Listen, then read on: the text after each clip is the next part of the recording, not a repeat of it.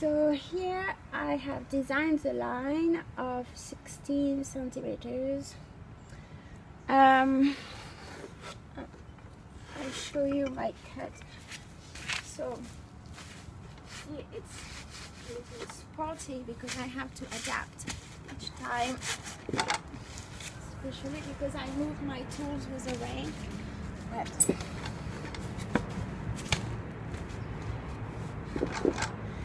so here I make sure that my board is straight, touching. To do that, I move it like that. And then to make my cut with precision, what I do is I want to keep 16 centimeters. That means that I will use the left part of my blade as the marker to go here. So the blade will cut on this side of the line.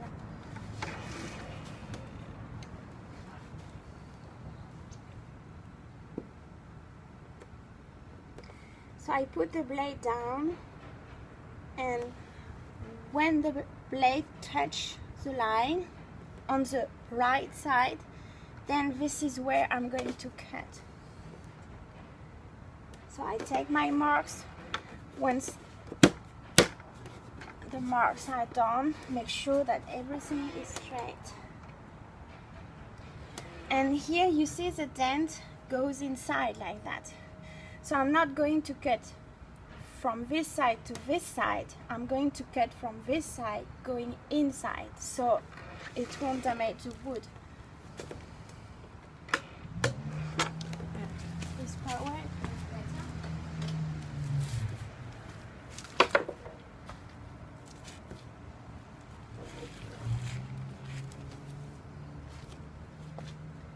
I only have one power line, so I have to adapt.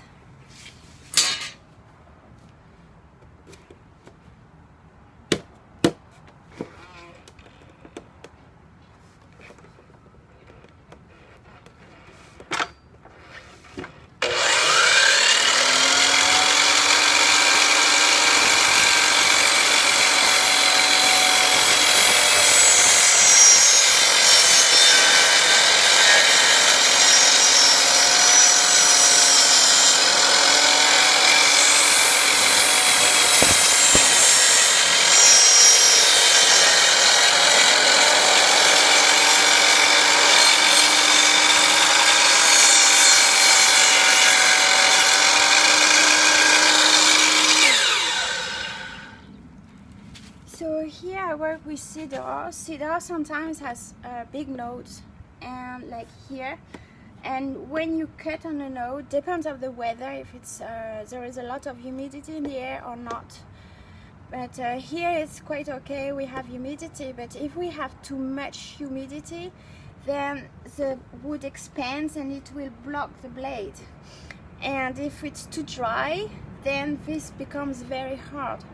So you have to find a method to cut that will work whatever the kind of weather. So on large boards, usually when it's a small board, I make one cut and that's it. On large boards, so I start from here, and instead of going deep inside and cutting straight, what I don't want is the wood to break at the end. And if I go straight, sometimes the blade will come back very, it's quite brutal, you know, it's a shock and stomp, the blades come back. So to prevent that, I go a little bit, I make a cut about a quarter of an inch at the top. Then I go deeper and I make several passes, so at the end it's clean and there is no breaks. And if I have a node, then I don't hurt the machine on the node, because if I have a node and it's harder, you might have an accident because of that, because the blades come back to you, so it can hurt. But it will damage the wood. Well, the wood sometimes is expensive, and it damages the engine, because it takes a high power on a very short span of time, and it's asking too much energy. So at some point it burns the engine. It's not good for the blade also. It's not good for the axle, because when there is too much pressure on the axle, then it starts to wrinkle and you lose precision. So there is no mystery to make a good job and keep your tools clean and working fine. You have to find a good way to make your cuts clean and take your time for that. I mean, it's not taking your time, you'll see. At the beginning it takes time, and the more you do it, then it becomes a routine, and the routine makes you work faster, but with making the good gesture. So here I'm going to make the other cut.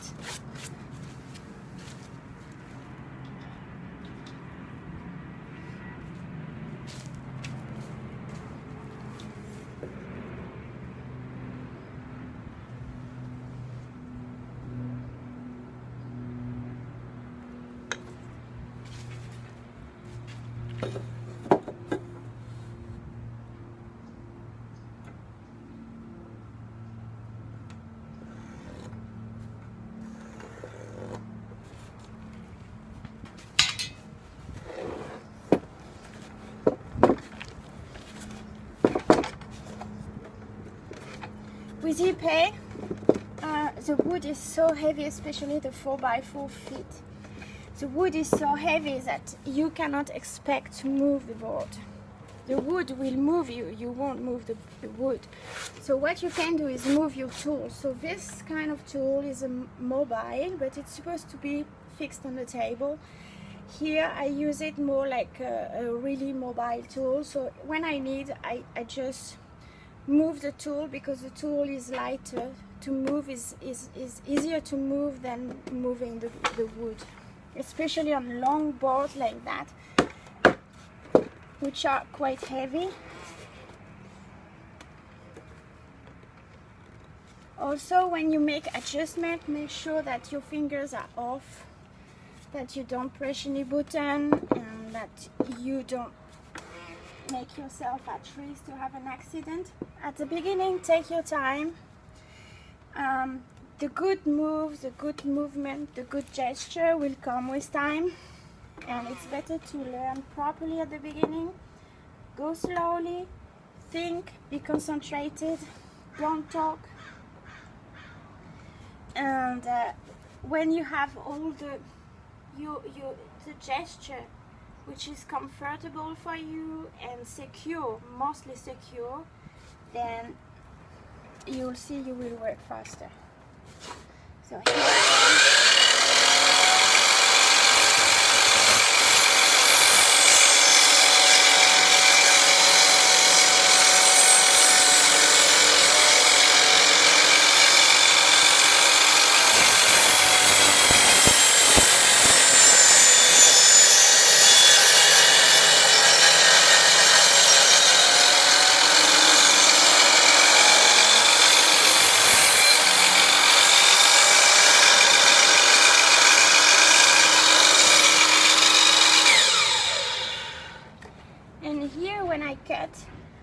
I never stop the machine when the blade is down, because if you cut the machine, if you stop the machine when the blade is down, at some point when it slows down, the velocity of the blade slows down, then on the wood, especially when there is humidity, it jumps, and the small dents of the blade will make sharp marks on your wood, and you don't want that, because then you lose a little bit of wood.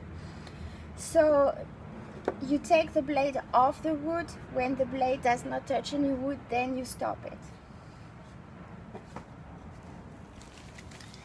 So here the idea is to have one plate on one side of the post, one plate on the other side.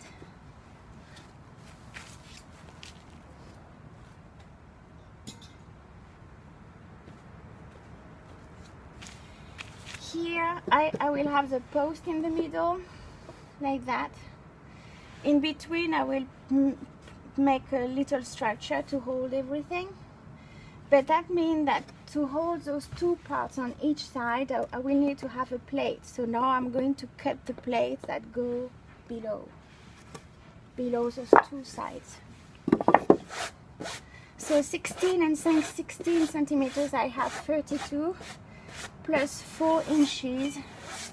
So what I'm going to do to make sure that I don't miss anything, I'm going to draw each line, some of them in centimeters, some of them with inches.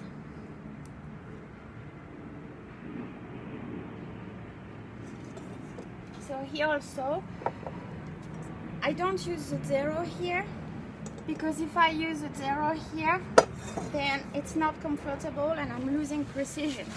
So what I do is I forget this 0 and I will use 7 as my 0. So I say 7 here. The mark on 7 is 0, so that's 1, 2, 3, 4 inches. So I want to make sure that this is precise, and also what I want, and here, so this wood, when you buy it, you go to the shop, they say, I sell you a post of 4x4, and if you take the measurement, then you come back home and you say, oh God, no, it's not 4x4 and it's 3.5 and the half or 1/8. So there is absolutely no precision, and if I take the measurement here and here, it might be different. The reason is when they cut the wood in the sawmill at the beginning, the wood might still wet. So the tree has been taken off the forest, then it goes into the sawmill, they cut it and they make a 4x4. Then this piece of wood stays in the yard for about 6 months, 1 year, depending on the kind of the wood, and it will start to dry, and when it dries it shrinks, and from 4 inches it becomes 3.5. So just imagine it's like blood in your body. You take the blood out of your body, it's like a piece of meat you leave in a plate on the countertop. And at the beginning you have blood in the meat, and so it's big, and you let it dry in the sun, and then the meat will shrink because the water leaves the body. Here it's the same. So the water has left the wood. We have about 20% humidity, depends on the atmosphere, but here now we have 3.5. So I wanted to show you here, this is, in theory we have 4 inches. Forget about it. We don't have 4 inches. And the hardware is made for a 4x4 post. So the 4x4 post, this is a 4x4 post. But the reality is it's not 4x4, it's always smaller because the wood has dried. But the industry, know that since a while and always, so just don't be too upset about that. It's just normal. It's the way it is, and the industry has designed the hardware to work with this kind of variable dimensions. So what I'm going to do to be more precise is here also to be more precise. So I close one eye and I take the measurement with the other eye, just like with a gun. Here I take 4 as my 0, and so I put the 4 on one side of the post, and the other side I have 3.5 and a little bit more. And I have to take care of the little bit more. I have to be very precise, because if I put 3.5 very precisely, if I put my 2 pieces of wood here at 3.5, and the wood is a little bit more, just a little bit more, then it will not go inside, and the structure will never work, because a little bit more is enough to mess up everything.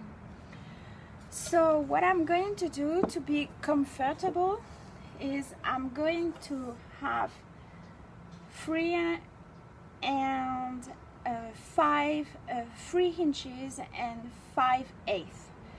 So I have a little space on each side, just enough to be able to slide this post, and not too much.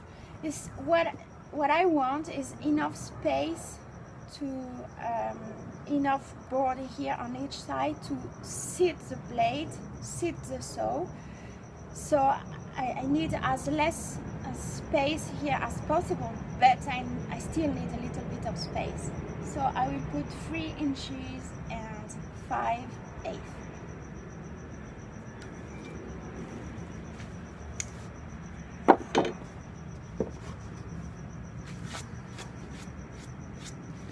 So here, when I am thinking and taking dimensions, and I know that everything might change, when I'm sure about something, about a dimension, I put a mark. So this mark means that this one has been verified. It's okay, we can keep it. This one, we have been talking and it has not been verified. Forget it. It will stay. I don't mind. It's not verified and it's not marked as verified.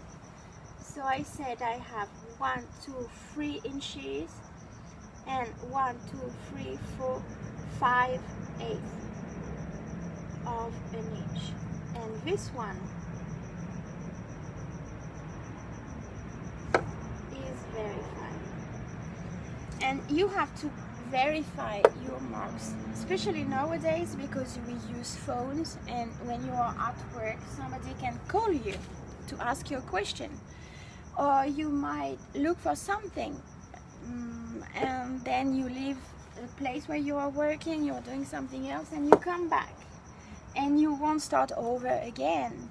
So it's very important when you go on your work, as soon as you have verified a dimension, then you make a mark, then your dimension is good. This one, we don't have to work on that anymore, we can continue on the rest.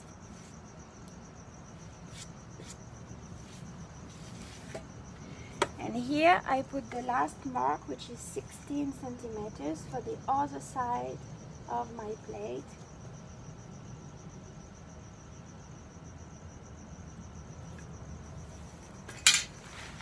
And I'm going to draw the lines.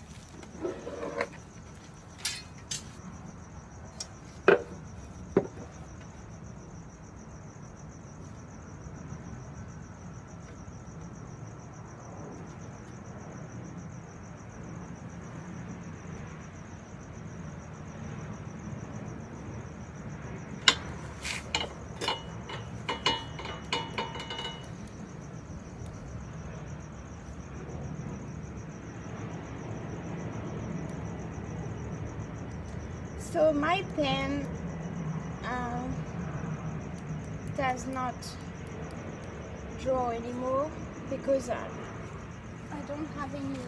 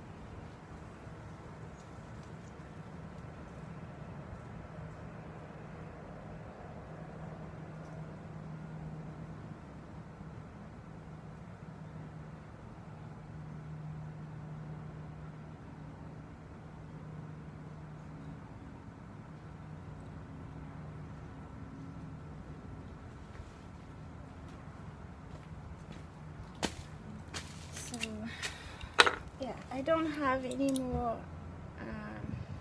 graphite inside. So I'm going to use my carpentry pens. You see this one has been used a lot. I have a sharpener, carpentry sharpener.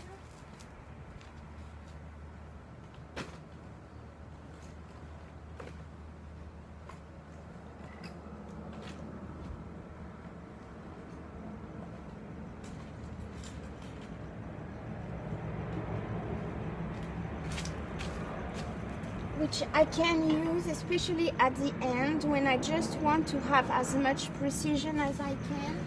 I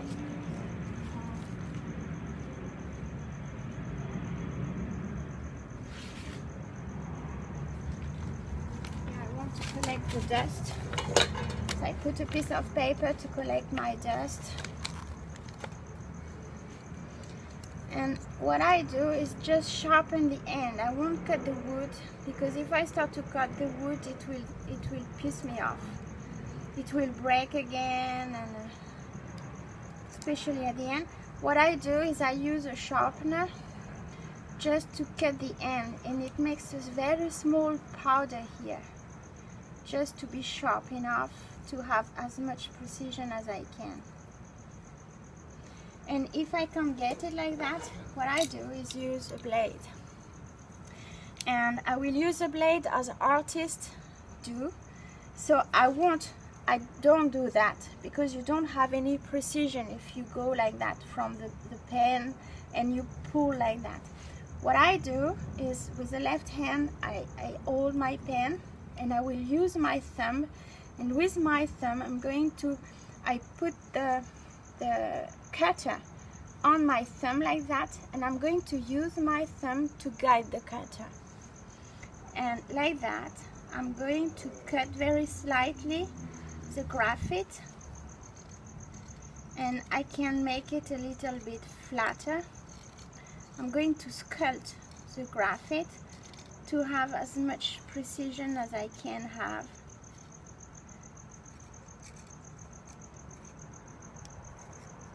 This is a technique that you learn at school, in the School of Art, like in France, in the School of Fine Arts. The first thing you learn before even you learn to draw, the first thing you learn is to sharpen your pens.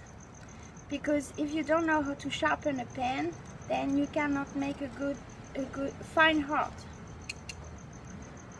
So this is a good exercise. You watch TV, or you listen to the radio, it's the winter, you are in front of your chimney, you don't know what to do, you can sharpen your pens. And you are going to try to be as sharp as you can. So I always collect the dust and put it in a bin. Because something to learn very early always, and to make a good job, you need to have a clean area. So here it's a little wide, you know, we are in the outside. I had to improvise my workshop. But every day after work I clean. And when I arrive every morning, it's clean. I don't have to do anything. The only thing that I clean once in a while is the dust here. But I do it as much as I can. At least I take the big part of it.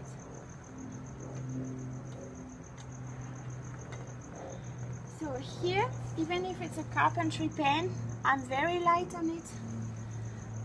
I don't, you know, press too much. Because,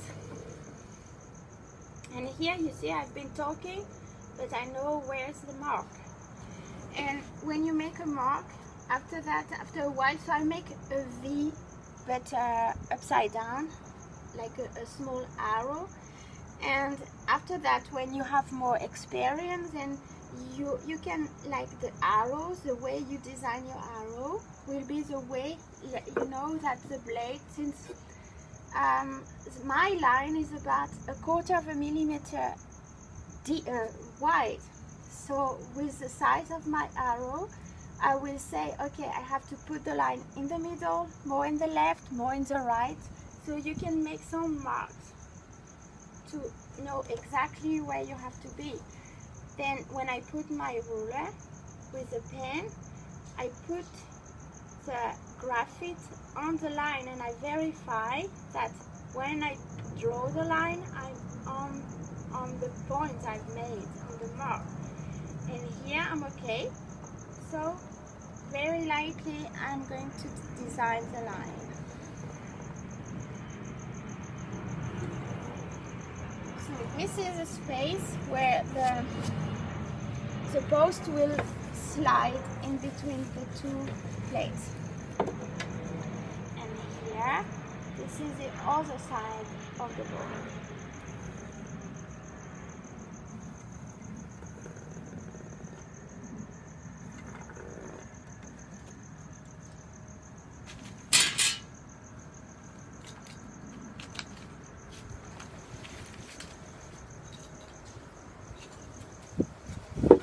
Also, before I put the board, here I have dust, I have pins from the trees. We are outside, so you know, it's everything comes back on the plate.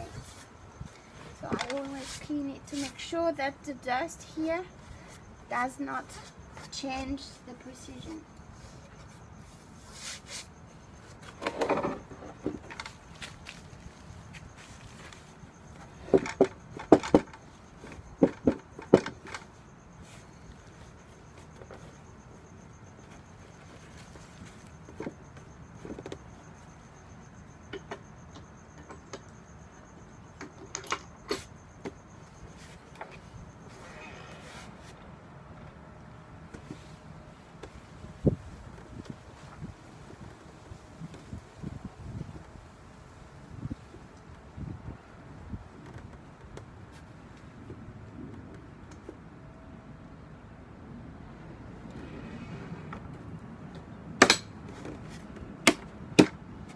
Here I hit it with the back of my hand to make sure that it's blocked, that it won't move anymore.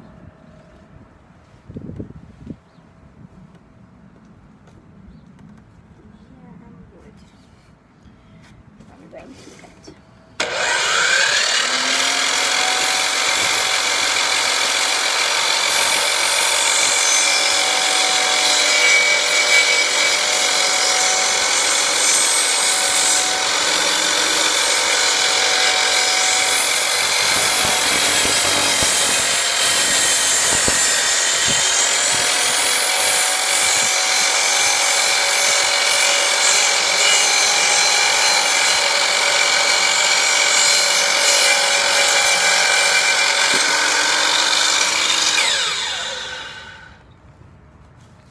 So here